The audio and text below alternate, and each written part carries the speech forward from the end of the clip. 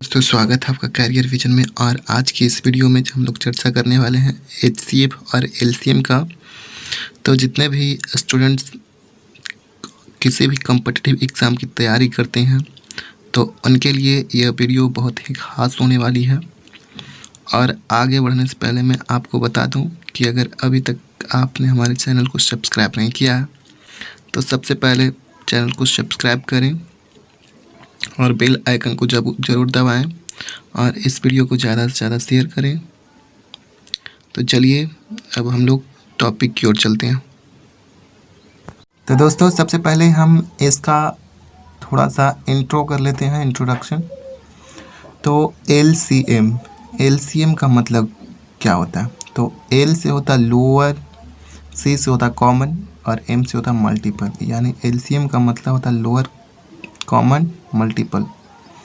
और एचसीएफ, तो एचसीएफ का फुल फॉर्म होता है हायर कॉमन फैक्टर। और फिर तो दोस्त एचसीएफ, तो एचसीएफ का कोई अन्य नाम अगर कह सकते हैं या दूसरा नाम, तो एचसीएफ को दूसरा नाम जीसीडी के नाम से भी जाना जाता है। इसका फुल फॉर्म होता है ग्रेटेस्ट कॉमन डिवाइजर। यानी एचसीएफ को दो नाम से जाना जाता है, एक एचसीएफ जिसे हायर कॉमन फैक्टर कहा जाता है और दूसरा जीसीडी के नाम से भी एचसीएफ को जाना जाता है जिसे ग्रेटेस्ट कॉमन डिवाइजर इसका फुल फॉर्म होता है। तो अब एलसीएम से रिलेटेड किस प्रकार से क्वेश्चन पूछा जाता है उसको हम लोग टॉपिक बाय टॉपिक टाइप से पढ़ेंगे। तो चलिए चलते हैं इसका पहला टाइप में। तो टाइप 1 में है एलसीएम से रिलेटेड भिन्न या बटा वाली संख्याओं का एलसीएम ज्ञात करना। तो अब भिन्न या बटा वाली संख्याओं का एलसीएम किस प्रकार से ज्ञात करते हैं जो देखेंगे। तो इसका एक फार्मूला होता है कि भिन्न या बटा वाली संख्याओं का एलसीएम ज्ञात करने के लिए फार्मूला क्या होता है। तो यहाँ पे नोट में लिखा हुआ है कि अंश का एलसीएम बटा में हर का एचसीएफ, यानी ऊपर वाला का एलसीएम कर देना है और नीचे वाला का एचसीएफ कर देना है। जैसे एग्जाम्पल में क्वेश्चन यहाँ पे दिया हुआ 7/10, 21/5 तथा 18/15 का एलसीएम ज्ञात करना। तो इसको कैसे एलसीएम निकालेंगे? तो यहाँ पे सूत्र में लिखा हुआ कि अंश का एलसीएम और बटा में हर का एचसीएफ। तो देखिए यहाँ पे 7/10 है, 21/5 है, 18/15 है। इसका एलसीएम ज्ञात करना है। तो इसका एलसीएम किस प्रकार से ज्ञात करेंगे? तो सबसे पहले ऊपर वाला का एलसीएम जितना भी ऊपर में है, ऊपर में कितना है यानी अंश में, तो 7 है, 21 है, 18 है। तो 7, 21, 18 का क्या करेंगे? एलसीएम ज्ञात करेंगे। तो 7, 18, 21 का एलसीएम कितना हो जाएगा आप ज्ञात कर सकते हैं गुणनखंड विधि से। तो 84 आएगा।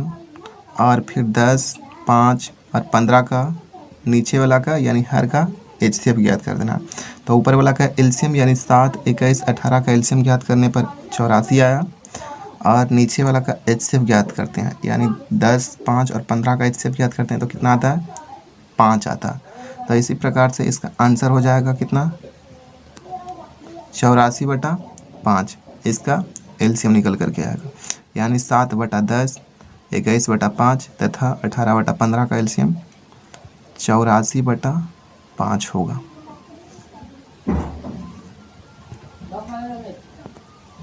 तो अब चलते हैं अगला टाइप में, टाइप 2 में। तो टाइप 2 में किस प्रकार से क्वेश्चन पूछा जाता है जो हम देखेंगे। तो टाइप 2 में है दशमलव वाली संख्याओं का एलसीएम ज्ञात करना। दशमलव वाली संख्याओं का अब एलसीएम कैसे ज्ञात करते हैं जो देखें। टाइप 2 में यही दशमलव वाली संख्याओं का एलसीएम ज्ञात करना। तो जैसे क्वेश्चन दिया हुआ है यहाँ पे एग्जाम्पल में कि 3 है, 3, 0.09, 1.8 का एलसीएम क्या है। यानी दशमलव वाली संख्याओं का एलसीएम ज्ञात करना है। तो यहाँ पे क्वेश्चन में दिया हुआ है 3, 0.09, 1.8 का एलसीएम क्या है, यानी इसका एलसीएम ज्ञात करना है। तो दशमलव वाली संख्या का एलसीएम ज्ञात करते समय हमें कुछ बातों को ध्यान में रखना होता है। जैसे सबसे पहले देखेंगे कि दशमलव के बाद सबसे ज़्यादा कितना संख्या है, यानी दाहिनी तरफ। तो यहाँ पे 0.09 में, यानी दशमलव के बाद सबसे ज़्यादा कितनी संख्या है, तो सबसे ज़्यादा 2 संख्याएं दाहिना तरफ है। तो सभी को उतना ही, यानी दशमलव के बाद जितना संख्या सबसे ज़्यादा होगा सबको उसी प्रकार से बराबर कर लेंगे। तो यहाँ पे 0.09 जो दशमलव के बाद सबसे अगर अधिक संख्या देखा जाए, तो यहाँ पे दशमलव के बाद सबसे अधिक संख्या कितना है, तो 2 अंक है, यानी 0 और 9 2 अंक है। तो सबको दशमलव के 2 अंक तक लिखना है। अब 3 को दशमलव के 2 अंक तक बराबर करने के लिए कैसे लिख सकते हैं, तो 3.00 और 0.09 तो 2 अंक तक है ही। अब फिर है 1.8, तो 1.8 को कैसे लिख सकते हैं, तो 1.80 लिख सकते हैं, ताकि अब देखिए यहाँ पे दशमलव के बाद सभी का अंक बराबर हो गया, यानी 2 अंक सबका हो गया। 3.00 दशमलव के बाद इसका भी 2 अंक है, 0.09 दशमलव के बाद इसका भी 2 अंक है, और 1.80 दशमलव के बाद इसका भी 2 अंक है। तो अब इसको क्या करना है, दशमलव हटाना। तो अब यहाँ पर से दशमलव हटाते हैं, तो दशमलव को किस प्रकार से हटाया जाता है, तो दशमलव के लिए 1 लिखा जाता है और दशमलव के बाद जितना अंक रहता है उसके लिए 00 लिखा जाता है। तो इसको 3.00 को इस प्रकार से लिख सकते हैं, 300/100। फिर 0.09 को इस प्रकार से लिख सकते हैं, 9/। तो अब ये भिन्न के रूप में चला आया। तो भिन्न का एलसीएम हम अभी देखे थे कि अंश का एलसीएम बटा में हर का एलसीएम होता है, इसका फार्मूला। तो इसी प्रकार से अब देखिए अंश में क्या क्या है, तो 300 है, 9 है और 180 है। तो 300, 9 और 180 का एलसीएम निकालेंगे तो 900 आएगा। और फिर 100, 100, 100, यानी सबका हर सेम है, तो इसका एचसीएफ कितना हो जाएगा, 100। तो 900 बटा में 100 = 9, यानी ये पूरा का एलसीएम कितना आया, 9। क्वेश्चन में दिया हुआ था कि 3, 0.09, 1.8 का एलसीएम ज्ञात करना, तो इसका एलसीएम कितना है, 9। अब इसी प्रकार से चलते हैं टाइप 3 में। तो टाइप 3 में देखते हैं किस प्रकार से क्वेश्चन पूछा जाता है। टाइप 3 में पूछा जाता है घात वाले संख्याओं का एलसीएम ज्ञात करना, यानी घात वाली संख्याओं को किस प्रकार से एलसीएम ज्ञात किया जा सकता है, इसको टाइप 3 में रखा गया। तो अब देखते हैं, जैसे दिया हुआ है क्वेश्चन एग्जाम्पल में कि x² × y के पावर 5 × z के पावर 6 × r के पावर 7 है। फिर ब्रैकेट है, फिर कॉमा x के पावर 5 × y के पावर 3 × z के पावर 4 × s के पावर 2 है।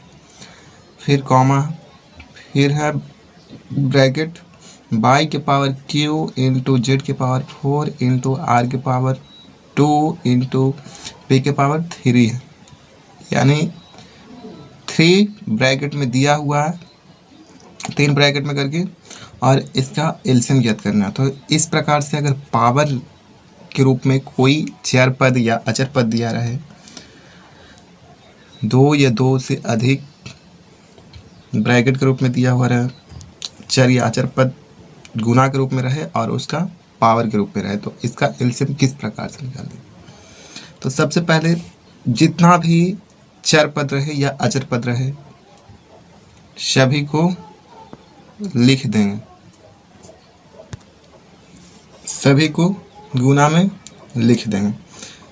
तो यहाँ पे चर पद कौन कौन सा है, तो x है, y है, z है, r है और p है, यानी टोटल चर पद को गुना के रूप में, इनटू के रूप में लिख देंगे ब्रैकेट में। अब इसको क्या करना है, तो जो सबसे अधिक पावर रहेगा, जैसे p का सबसे ज़्यादा पावर कौन सा, तो p इसमें एक ही है, तो p का पावर 3 है, तो p का पावर 3 लिखते हैं। अब x है तो x का पावर सबसे ज़्यादा पावर खोजना है। तो x का सबसे ज़्यादा पावर कहाँ पे है, तो देखिए x का सबसे ज़्यादा पावर है यहाँ x के पावर 5, तो x के पावर 5 लिख दें। फिर इंटू है y, तो y का पावर सबसे ज़्यादा पावर वाला लिखना है y, तो y का सबसे ज़्यादा पावर वाला कौन है, तो y का पावर 5 सबसे ज़्यादा पावर है दिया हुआ है। फिर z का सबसे ज़्यादा पावर वाला लिखना है, तो z का पावर सबसे ज़्यादा कौन सा में है, तो z का पावर सबसे ज़्यादा 6 है इसमें। फिर r का सबसे ज़्यादा पावर लिखना है, तो r का सबसे ज़्यादा पावर कौन सा है, तो 7 है। फिर s का सबसे अधिक पावर कौन सा है, तो 2 है, यानी 2। तो इस प्रकार से घात वाले संख्याओं का एलसीएम ज्ञात करते हैं। यानी इसको फिर से देखेंगे तो किस प्रकार से ज्ञात करते हैं कि जितना भी संख्या दिया हुआ रहेगा ब्रैकेट के रूप में, उसमें से सभी संख्याओं को, जितना भी चर पद रहे या अचर पद रहे, सबको इनटू में यानी गुणा के रूप में इनटू में लिख देंगे। और लिखने के बाद सभी चर पे या सभी संख्याओं पे उसका प्रश्न में दिया हुआ रहेगा, उसमें से सबसे अधिक घात को लिख देंगे। और लिखने के बाद जो आएगा वही आंसर हो जाएगा, इसका एलसीएम हो जाएगा। तो इस प्रकार से घात वाली संख्याओं का एलसीएम ज्ञात करते हैं। और अब चलते हैं टाइप 4 में। तो टाइप 4 में किस प्रकार से क्वेश्चन पूछा जाता है, तो इसमें छोटी से छोटी संख्या ज्ञात करना होता है, जो दी गई संख्याओं से भाग देने पर पूर्णतः विभक्त हो जाता है।